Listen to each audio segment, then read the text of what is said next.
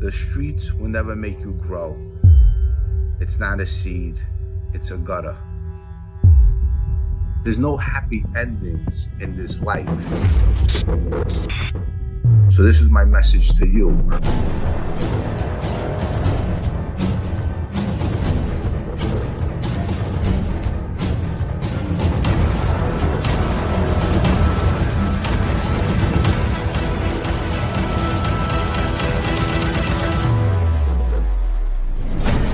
The streets will never love you back.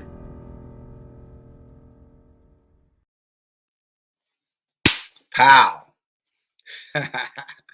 What's up, guys? Well, today I got another Beth Avenue story for you. I hope you liked that interview with Janine. Janine was a fantastic lady. Big Ange was definitely a big personality, and it's just a shame what happened to her. But I got this story about when I first came home. It's a story about some of the Staten Island kids. Now, when I first came home, I went to go see Sparrow with Manny Madonna, and I got released by my friends. I didn't want anything to do with my friends anymore. I knew they killed Paulie G. So I'm in the street. I see a couple old-time friends, and there's word on the street, who killed Paulie G. And I didn't want anything to do with them. And this is a time when Fabrizio is just getting ready to get straightened out. Now, when I first came home, I went to Staten Island. I was living in Staten Island with my girl Lori at the time. We had our own apartment. We were getting ready to get married and stuff like that. Actually, Gene Gotti got me Russo's on the Bay in Queens. And that never happened because obviously it was a short stay in the street. I only ended up staying in the street maybe 11 months. And then I got picked up on this indictment. So what happened was, at this time, my brother John is dating some girl.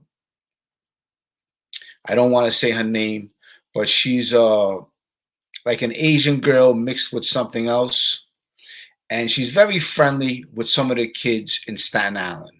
She knows this kid named Danny. I'm not going to mention his last name either, but he's a cousin of some kid, Franny, that I know. Franny owns a pizzeria. So when I first came home, I visited Franny in his pizzeria. So when I go visit him, who's sitting there? Anthony Sparrow and his girlfriend. So I get there, and Franny looks at me and says, "Jimmy, look who's here." Now, I just seen Anthony Sparrow 2-3 days ago with Manny Madonna. So Franny says, "Jimmy, are you going to say hello to him?" So I don't even want to say hello to him because I just seen him 2-3 days ago. Okay, I went to his club with Manny Madonna, and we spoke to Joe Benanti and Anthony Sparrow. So I didn't say nothing to him because I know he was on probation, and I just got out, and I just seen him. So you know what? I don't want to say anything with him because I'm not with those people anymore. So with that event, now my brother John is dating this girl, and this girl is also hanging out with this kid, Danny. It's Franny's cousin, okay? He's a knock-around kid. Maybe he's selling something in the street. Maybe he's loaning money. I don't know what he is, but he's around the guy, Tony Graziano. They called him TG. TG was a captain in the Bonanno crime family. That was the captain that Fabrizio Di Francisci had to report to. He was Fabrizio's captain at the time. And Franny has no idea that I am now on record with the Lucchese crime family. Manny Madonna is my guy. I report to Manny Madonna 3 days a week in Williamsburg, downtown Brooklyn, on the border of Brooklyn and Queens. And I always used to meet Manny Madonna in the Big Geyser all the time. Manny Madonna had an office there. That's where Jackie the Knowles, I met him. I met Michael Meldish there. I met a few guys there. And every time I went there, Maddie was with another wise guy sitting down. Maddie would introduce me to them, and I would say hello to them and have a little conversation with them and rub elbows with them, and then I would go. But my brother John was dating this girl, and this girl was hanging out with this kid Danny from Staten Island. Now, after a while,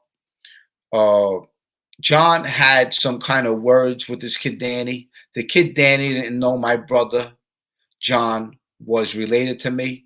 He figured out the last name after, but my brother John tells me the story that his girlfriend is friendly with this kid Danny and a few other kids, and that the kid Danny wants to have a beef with him. So right away, when I find this out, I called the kid Franny up. And I was very on good terms with the kid Franny. My girlfriend Lori and his girlfriend were first cousins, so I knew them very well. And I called Franny and I told him, I said, Franny, I said, your cousin Danny says something about my brother, that he wants to beat up my brother or something like that. And girls could start a lot of trouble. It's a known fact. You get the wrong girl, girls start trouble. They love trouble. So I tell Fran, I said, listen, tell your cousin Danny, if he has a problem with my brother, he has a problem with a lot of motherfuckers. That's basically how I said it, just like that. Because when I was back in the street back in the day, in all honesty, I didn't give a fuck about nobody. I mean, that's the way I was. That's the way you had to be. You couldn't be a nice guy. Nice guys in the street finish last, or they're dead. Look at Paulie G. Paulie G was a nice guy because he opened up the door to someone he trusted, and the person he trusted ended up killing him. So you can't be a nice guy on the street. That's for sure. So I relay that message to Franny. Franny goes, okay, Jimmy, I'm going to talk to my cousin Danny. So I hang up. A couple of days go by. The kid Franny calls me. He says, Jimmy, he says, who's your rabbi? I said, my rabbi. So I know what he's talking about. He's meaning whom am I with, whom am I around. So I go like this, right over the phone. I go, my rabbi is Maddie Madonna. That's my rabbi. If anybody wants to know, you let them know, Maddie Madonna. That's my guy. Okay? So I guess he reaches back out. He probably went to Tony Graziano and told him, he's with Maddie Madonna. But at the end, nothing really happened with this. They might have reached out to Maddie. There was a lot of things going on. Indictments came down, and a whole bunch of nonsense was going on. But that's one of the events that happened. And, I was on my way to stardom when I came home. When you first come out of jail, you hit the street and you're glowing. You're glowing like a movie star. You just finished doing some time. You're in the street. You just came home. You're on federal parole. I was actually on federal parole and state parole at this time. And I had to report to 2. My state parole wanted me home by 9. And I told him, I said, that's not happening. I said, well, I'm out. All the time I did, I'm going to enjoy my family and my friends. And my state parole officer came to my sister's. That's why I went when I first came home. And he's trying to tell my family, like, you're not afraid of him. And my family's telling him, afraid of him? That's my brother. That's my son. But that's what these parole officers do. They try to put fear into like your family members. Like they don't understand. You know what? Me, I had a close-knit family. I loved and adored my family. But, when I first came home, there was so much going on. So I used to talk to Willie. Willie used to call me. Willie would come to my house, pick me up. And I would tell Willie, I said, Willie, I said, what's Fabrizio and Tommy saying about me? And William Galloway would tell me, he says, Jimmy, he says, I don't want to be involved in this because they're asking me the same thing. What's Jimmy saying about us, Willie. This is what Fabrizio and Tommy was asking William Galloway. So, Willie didn't want to get involved. But I knew, and they also knew, that once they killed Paulie G, they knew they were not my friends no more. Because I don't play that. I don't kill my friends. That's one thing in my life I never did, and I never planned on doing ever. It never even had a thought in my head ever to kill one of my friends. So there's all these events that took place. The kid Micah Yamin cooperates. Then this is when the indictment falls down. A lot of other people start cooperating. Then everything happens. What happens is Andrew Reynolds wants to talk to me, and he calls me. He says, Jimmy, let's have a meet. We have to talk. So I'm telling Andrew Reynolds, I said, Andrew, I'm not talking to nobody. Okay?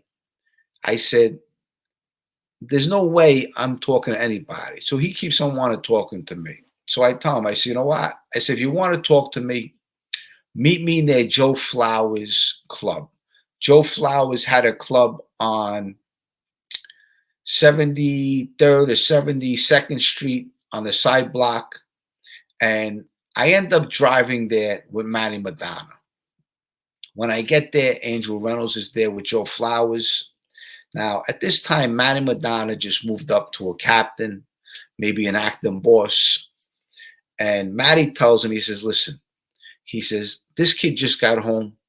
Okay, he's not meeting nobody. Just leave him alone. Okay, Andrew says what he wants to say. He asks me, would you sit down and meet Black Dom? Black Dom was a friend of Chris Paciello's. And I told him, I said, listen, if he wants to talk to me, sure, I have no problem meeting him. Okay, but after this, I don't want to talk to nobody because I didn't trust nobody. So what happened was, when these kids got indicted, my friends, Al Aroni had the indictment with James DePietro. So I went to their office and I wanted this indictment. And he gave me the indictment. Al Aroni knew me because he represented me on a couple cases back in the day. Back in the day, Al Aroni used to meet me, used to come to Avenue, and I would be hanging out at some girl's house, and there'd be all these girls hanging out, and he would come up and try to talk to them. He was an older guy, but Al Aroni was a legend. He would always be in Anthony Sparrow's social club. So when I pick up the indictment, when I go to his law firm and pick up the indictment, he says, Jimmy, who's this Fat Sal? Do you know who he is? I said, yeah, I know this Fat Sal. I say, he's a fucking nobody. He's a jerk off. That's what he was. He was a jerk off. He said, well, you know why? He's talking like he's a gangster, but he must have been hanging around, I guess, some gangsters at this time. But when I was out there, these guys were jerk offs. They were nobodies, because the Bath Avenue crew, we didn't care about nobody at that time. Seriously. If you were a tough guy and you were capable of killing somebody, then we knew how to deal with you. If you were a nice guy, we would deal with you in a gentleman way. That's just the way Paulie G and I was. As far as Calco never had no brains. He never went nowhere in life. As you see, he killed a 19-year-old kid. Instead of beating the kid up, he could have just broke his leg. He could have gave him a crack and told him, you know what, get out of here. Don't let me ever see you again. Instead, he wanted to pull out his gun and kill the kid, a 19-year-old kid that was harmless. But that's what these guys were, and look what they turned into. So, this is just another Bath Avenue story, giving you an idea of some things that went down when I first came home. I also saw Fabrizio on the Avenue.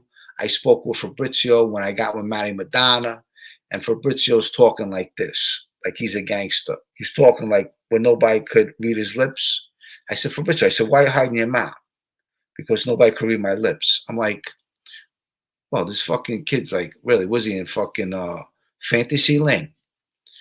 And Fabrizio tells me, he says, Jimmy, I got so mad when Sparrow and Joe Benanti released you. I said, Fabrizio, what'd you get mad for? What's the difference? Whether I'm here or whether I'm there, we're still friends, And And then all the indictments came down, and this is when everyone got arrested. Well, I wanted to share this story with you. I'll continue this story on another video. Everyone have a great day. It's just a short story of the treachery that goes on in the neighborhood. These people, you grow up with them, they become your best friends, and then eventually, in the long run, they're out to kill you. You answer the door to them, and they put a bullet in your head. That's why when you're in that life, when you answer a door with a gun in your hand, always. Because in that life, you can't trust your best friend, and that's 100%. So I hope you like this video. If you like this video, subscribe to my channel, press the like button. Until my next video, I'll see you again soon. I love you guys. Everyone have a great week. Bye. The streets will never make you grow. It's not a seed, it's a gutter. There's no happy endings in this life. So this is my message to you.